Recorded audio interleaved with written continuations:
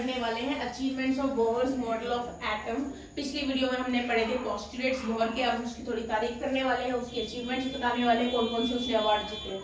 ऐसा कुछ नहीं बताऊंगी मैं आपको, बताऊंगी मैं उसकी अचीवमेंट्स के बारे में कि उसने क्या क्या चीज जो है पिछली वाले मॉडल्स से अलग दी है, उससे एडवांस दी है, वो अचीवमेंट्स में आएगा।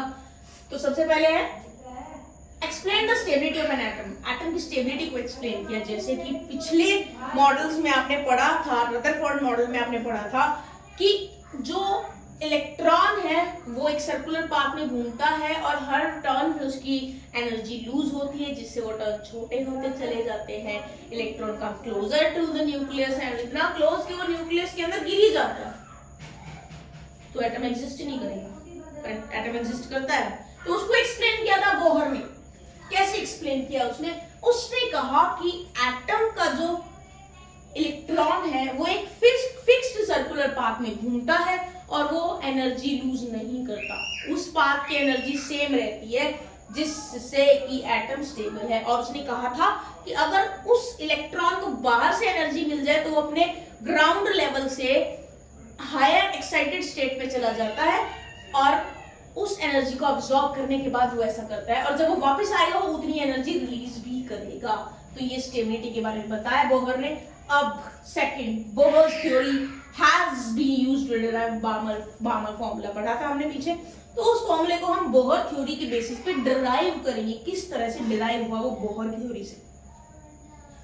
देखिए, बोहर ने दो फॉर्मूले दिए थे अपने पोस्टुलेट्स में, इनफैक्ट 3 दिए थे, लेकिन मैं यहाँ पे सिर्फ 2 फॉर्मूले को यूज करने वाली हूँ। तो पहला फॉर्मूला है En = -RH 1/n²। 6th postulate में आपको ये फॉर्मूला देखने को मिलेगा according to the last video you have seen. दूसरा फॉर्मूला है del E = E2 - E1। ये फॉर्मूला आपको लास्ट वीडियो में जो मैंने पोस्टुलेट्स पढ़ाए उसके 3rd पोस्टुलेट में फॉर्मूला ये मिलेगा, you can check it out. जरा देखते हैं अब क्या करना है आगे, किस तरह से हम बार्मर फॉर्मूले को बोहर थ्योरी के अकॉर्डिंगली डिराइव करेंगे। Let's see. यहाँ पे देखिए ध्यान से, En = -RH 1/n²। अगर मैं यहाँ पे En की जगह E2 लगा दूं तो E2 क्या होगा अगर मैं इस फॉर्मूले के अकॉर्डिंग एनर्जी को रखूं तो -RH तो सेम रहेगा, 1/n² की जगह 1/n2² आ जाएगा, क्योंकि E2 है means energy associated with the second orbital, इसलिए मैंने यहाँ पे 2 लिखा है। तो -RH 1/n2² is the formula which has been used to derive the E2 energy associated with the second orbital। ऐसे ही बीच में माइनस भी तो है, ये देखिए मैंने माइनस वापस लगा दिया है बीच में। अब E1 के लिए क्या करें, E1 के लिए भी वही तरीका है। E1 मतलब energy associated with the first orbital, तो -RH आ जाएगा as it is 1/n1² because energy associated with the first orbital. तो ये आपका आ गया फॉर्मूला, इसको थोड़ा सा रीअरेंज कर दो, माइनस माइनस प्लस कर दो, RH को कॉमन बाहर ले आओ, तो ले आते हैं हम RH को कॉमन बाहर, ये माइनस माइनस प्लस हो जाएगा, तो आपकी जो 1/n1² की टर्म है वो पॉजिटिव आ जाएगी, उसको मैंने आगे लगा दिया है। और ये नेगेटिव ही रहेगी क्योंकि इसके बाहर नेगेटिव साइन है, तो इसीलिए मैंने यहाँ पे रख दिया है -1/n2²। RH मैंने बाहर कॉमन ले लिया है। तो RH की वैल्यू पुट कर दीजिए, RH की वैल्यू जूल्स में है 2.18 × 10⁻18 जूल्स, तो ये एज इट इज आ जाएगी यहाँ पे वैल्यू, और ये जो पीछे का फॉर्मूला एज इट इज आप पुट कर दीजिए। तो ये जो फॉर्मूला डिराइव हुआ है वो एनर्जी चेंज डेल है ना, इसलिए एनर्जी चेंज के लिए ये फॉर्मूला डिराइव हुआ है। एनर्जी चेंज क्या, ये जो एनर्जी चेंज है वो उन 2 ऑर्बिटल्स का है जिसमें एक इलेक्ट्रॉन था और एनर्जी अब्सॉर्ब करके चला गया, उन दोनों के बीच में एनर्जी डिफरेंस निकालने के लिए ये फॉर्मूला आप यूज कर सकते हो। और देखते हैं क्या निकलता है इससे।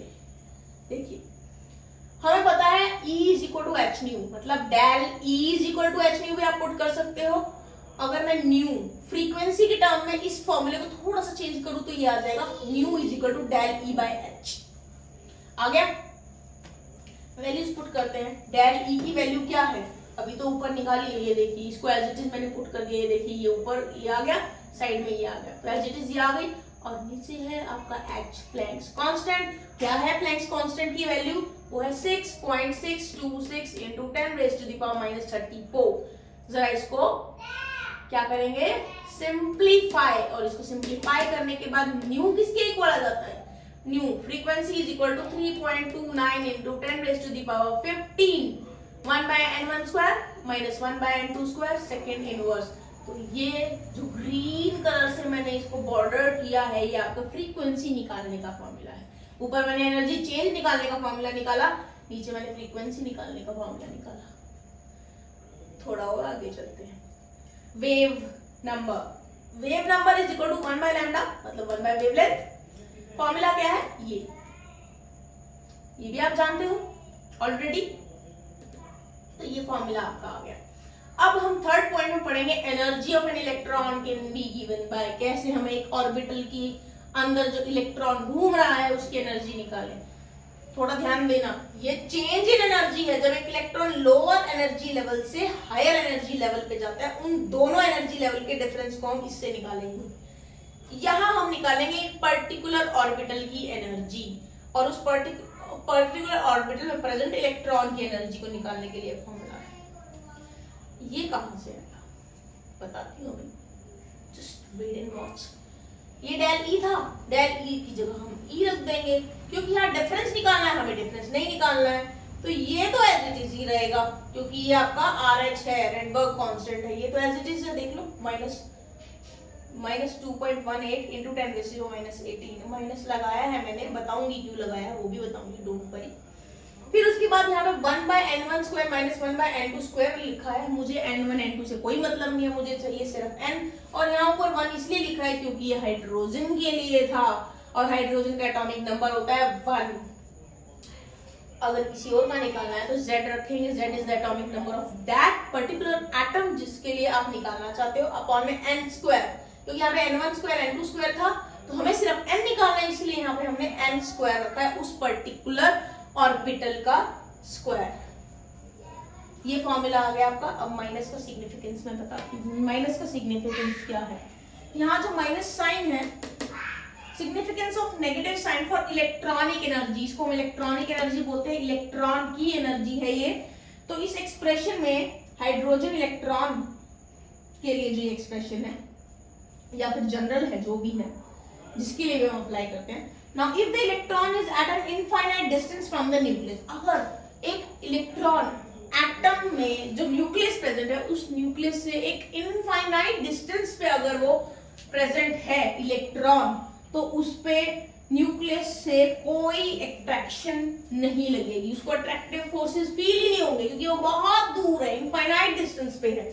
लेकिन उसकी एनर्जी की अगर मैं बात करूं, तो इनफाइनाइट डिस्टेंस पे जब उसके ऊपर कोई अट्रैक्टिव फोर्सेस नहीं लग रहे हैं, तो उसकी एनर्जी भी हम 0 मान लेंगे। पर वहां पे इलेक्ट्रॉन रेस्ट पे भी है, और उसकी पोजीशन जो है, उस पोजीशन पे उसकी एनर्जी भी 0 है, जैसे कि मैंने आपको बताया। लेकिन अगर वो इलेक्ट्रॉन इनफाइनाइट डिस्टेंस से न्यूक्लियस की तरफ आता है, वो बहुत दूर है न्यूक्लियस से, बहुत ज्यादा दूर है, वहां से वो धीरे धीरे जब वो न्यूक्लियस के नजदीक आएगा, तो क्या होगा, न्यूक्लियस के नजदीक आने पे वो एनर्जी रिलीज करेगा, क्योंकि उसको अट्रैक्टिव फोर्सेस मिल रहे हैं न्यूक्लियस से।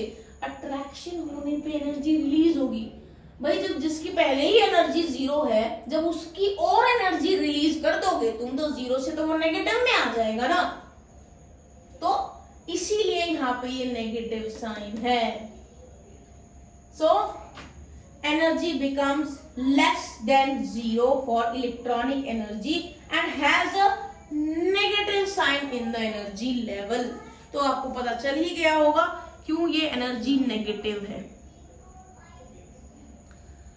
अब आपको एनर्जी का भी पता चल गया कैसे निकालना है, ये नेगेटिव साइन मैंने क्यों लगाया वो भी पता चल गया होगा, क्योंकि इनफाइनाइट डिस्टेंस पे एनर्जी 0, और इनफाइनाइट डिस्टेंस से जब वो न्यूक्लियस की तरफ बढ़ेगा, तो 0 में से माइनस करोगे तो माइनस ही साइन आएगा, इसीलिए माइनस साइन है।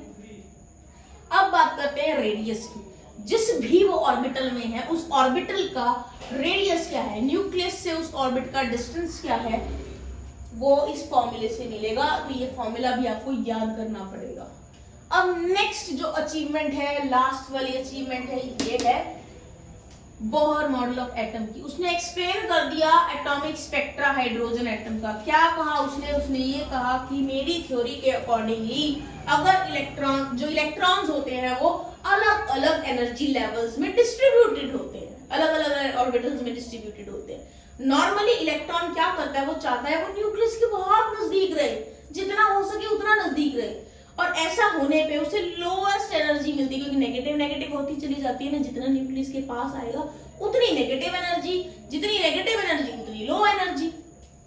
और ये जो लोएस्ट एनर्जी स्टेट है ना इलेक्ट्रॉन की, वो कहलाती है ग्राउंड स्टेट। और जब उसको लालच मिलेगा, बाहर से एनर्जी मिलेगी, तो वो क्या करेगा, बाहर से एनर्जी अवेलेबल होगी तो इलेक्ट्रॉन एब्सॉर्ब कर लेगा उस एनर्जी को। कैसे? क्वांटा की फॉर्म में, स्मॉल पैकेट्स की फॉर्म में, पहले भी बता चुकी हूँ। अब वो एनर्जी एब्सॉर्ब करके क्या करेगा, एनर्जी बढ़ गई तो क्या करेगा, जंप करेगा बाहर, दूर, इलेक्ट्रॉन से दूर, क्योंकि न्यूक्लियस से दूर जाएगा, वो न्यूक्लियस से दूर जाएगा जब तो एनर्जी हाई होगी, तो it will jump to higher energy level, energy state, जिसको हम एक्साइटेड स्टेट बोलते हैं। और ये अनस्टेबल होती है।